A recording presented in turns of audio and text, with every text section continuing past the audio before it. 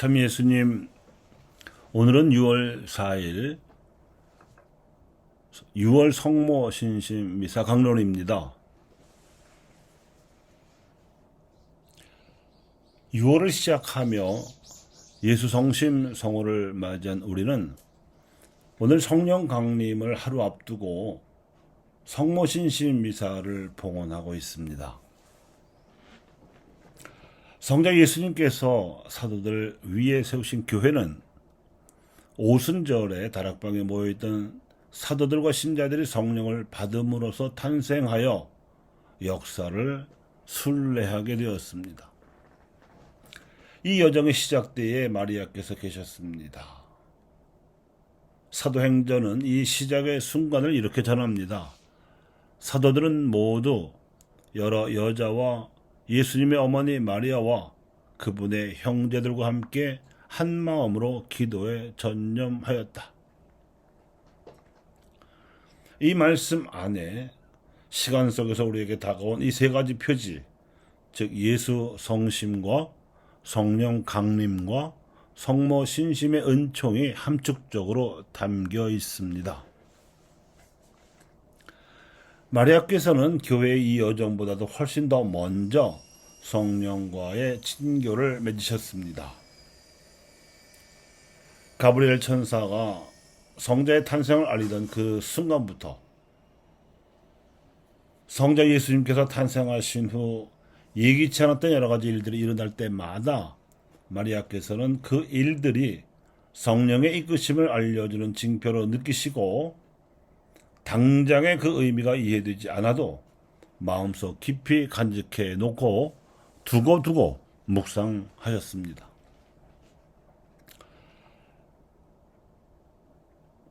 이 신비로운 묵상은 고향에서 멀리 떨어진 베들레헴 동굴에 요셉과 마리아를 알 리가 없는 낯선 목동들이 막 태어나신 아기 예수님을 경배하겠다고 찾아왔을 때에도 이어졌습니다. 더군다나 훨씬 더 멀리서 아기가 태어났다는 소식을 알 리가 없을 것 같은 먼 나라에서부터 이방인 동방 박사들이 경배하러 왔을 때에도 마찬가지였습니다. 아기의 할례식 날이 되었을 때에도 오래전부터 성전에서 메시아를 기다리고 있던 노 예언자 시메온이 보자마자 그 아기가 메시아이시라면서 받아 안고 축복을 내려줄 때에도 그러했습니다. 또 12살 된 소년 예수님을 성전에서 잃어버렸다가 다시 찾았을 때 마리아께서 들었던 황당한 답변, 즉 왜 저를 찾으셨습니까? 저는 제 아버지의 집에 있어야 하는 줄을 모르셨습니까? 하는 말을 들었을 때에도 역시 그러하였습니다. 아들의 성장 과정에서 일어난 이 모든 일들 속에서 마리아께서는 성령께서 그 아들이 바로 하느님의 아들이시라고 일깨워주는 표지로 알아보셨습니다. 더 나아가서 성령께서 당신의 아들이자 하느님의 아들이신 예수님의 앞길을 이끌어주고 계심을 확신하셨기에 마리아는 예수님의 공생활에도 늘 함께 하셨습니다. 역사상 첫 기적으로 알려진 일, 즉 카나의 혼인잔치에서 물을 포도주로 변화시킨 일은 그래서 일어날 수 있었습니다. 예수님께서는 아직 당신의 때가 오지 않았다며 버티셨지만 이미 성령께서 그분의 때가 시작되었음을 알려주셨던지 마리아께서는 막무가내로 마치 상관처럼 일을 시키실 태세였습니다. 그래서 예수님의 사양에도 불구하고 못 들으신 척 일꾼들에게 무엇이든지 그가 시키는 대로 하여라 하고 배짱 있게 밀어붙이셨습니다. 마리아를 모시고 봉양하던 친척 형제들이 귀가 얇아서 바리사이들의 퍼뜨린 악소문을 전해주는 바람에 버선벌로 쫓아가 본 적은 있었으나 역시 직접 눈으로 확인한 광경은 아들 예수님께서 마귀 들리기는커녕 마귀 들린 사람들에게서 마귀를 쫓아내며 하나님의 한 가족으로 받아들이고 계신 멀쩡한 모습이었습니다. 그 순간에 모자는 서로의 마음을 읽었던 듯합니다. 이미 모자가 내 이심전심으로 상통하고 계셨음을 전제로 해서만 이 상황을 이해할 수 있습니다. 그렇지 않고서는 어머니가 듣고 계신 바로 그 자리에서 군중을 향하여 누가 내 어머니고 내 형제들이냐 하고 반문할 수가 없는 겁니다. 예수님께서는 당신 어머니이신 마리아가 어느 누구 못지않게 하느님의 뜻을 실행하는 분임을 알고 있다는 자부심이 묻어나는 대목이지요.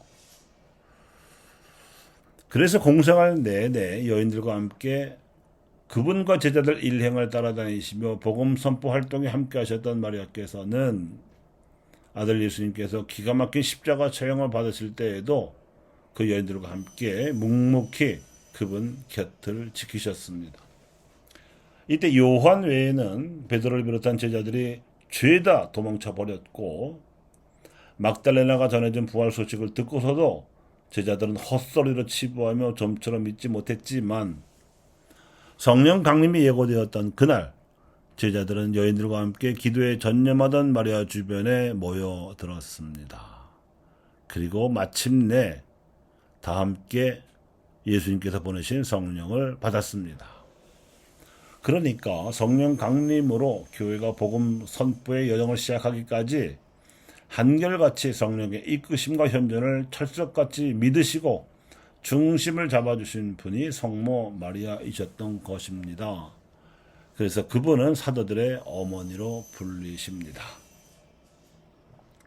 영보와 잉태의 순간부터 또 바들레헴 마국간에서 아들 예수님을 낳으시던 순간에도 또 장성하신 예수님께서 온갖 고난을 겪으시며 하느님 나라의 복음을 선포하신 내내 마리아께서는 성령의 현존 속에서 길을 걸으셨고 그리하여 흔들림 없이 성령을 기다리시는 그 모습에 끌려 하나 둘씩 모이기 시작한 사도들이 다 함께 성령을 받아 교회의 주춧돌이 될 수 있었던 것입니다. 그 후 유다인들로부터나 로마인들로부터 박해가 끊이질 않았고 또 심지어는 그리스 출신으로 입학한 신입 신자들 중에 여러 이단에 빠져 교회를 어지럽히던 그 초대교회 시절에도 성모 마리아께서는 아무 말씀도 하지 않으시고 당신 자리를 지키고 계셨습니다. 사도 요한은 이런 마리아를 교회 어머니로 모시고 에페소에서 천수를 누리며 봉양하였습니다.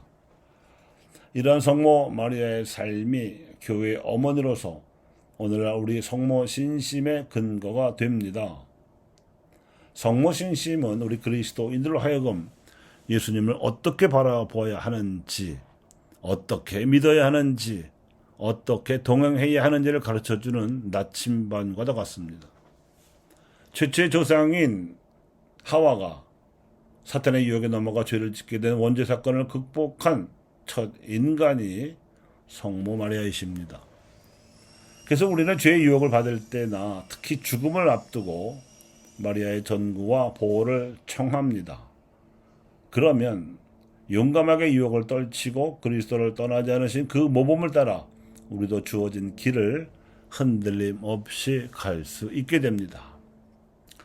우리를 이끌어 주시는 분은 성령이시지만 그 성령의 이끄심을 받을 수 있는 한결같은 마음가짐을 유지하도록 전구와 보호를 해주시는 분은 성모 마리아이십니다. 그래서 매일 바치는 묵주 기도는 예수님의 일생을 관상하면서 성령의 이끄심과 더불어 성모 마리아의 전구와 보호를 청하는 좋은 기회를 줍니다. 이러이러한 은총은 눈에 보이지는 않지만 우리를 악의 공격을 막아주는 방어막과도 같아서 우리 영혼을 세상의 죄에 물들지 않게 보호해 줍니다. 죄가 가득 찬 땅 위에 살면서도 새 하늘을 살 수 있게 늘 신선한 자극과 거룩한 영감을 제공해 줍니다. 그러니 우리는 우리 자신의 영적 유익함과 함께 결례와 나라를 위해서도 지향을 두고 묵주 기도를 바쳐야 할 것입니다. 우리보다도 더 우리 결례의 복음을 염원하시는 분이 성모 마리아이시기 때문에 그렇습니다. 감사합니다.